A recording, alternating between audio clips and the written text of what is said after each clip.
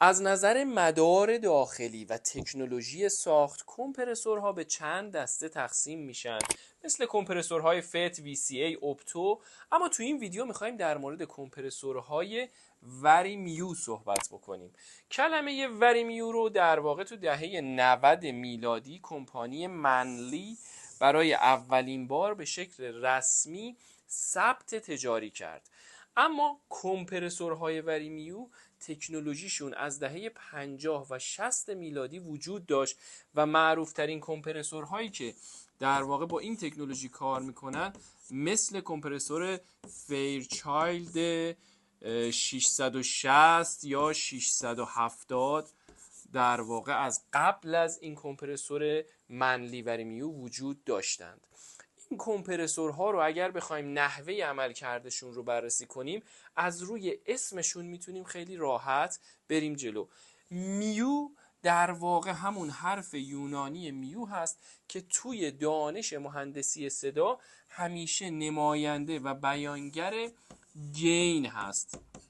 هر جا میو دیدیم توی علم مهندسی صدا یاد گین میافتیم. خب وریبل میو، وریبل هم یعنی متغیر، یعنی گین متغیر. این کمپرسورها چطور کار میکنن؟ ببینید بچه‌ها، معمولاً تیوب در خروجی کمپرسور وجود داره. تیوب یعنی همون لامپ خلا. تو خروجی کمپرسورها طراحی میشه برای تقویت سیگنال کمپرس شده در خروجی، که ما به این کار میگیم در واقع میکاپ کردن. و معمولا شاید دیده باشید که کمپرسورها یک میکاپ گین دارن.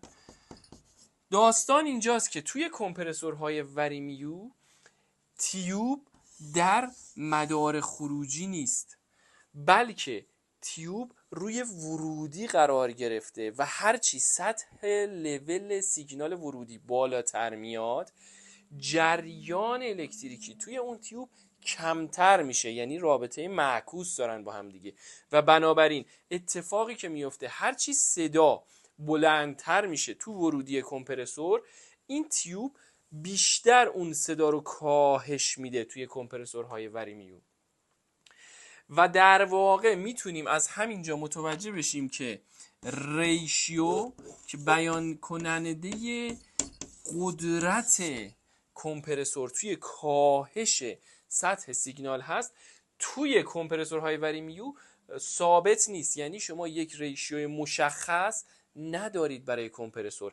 هرچی سیگنال ورودی قوی تر باشه، ریشیوی کمپرسور هم بالاتر میره و ریداکشن یا کاهشی که روی صدا اعمال میکنه مقدار بیشتری خواهد بود. بنابراین به همین دلیله که به این کمپرسورها وریمیو گفته میشه.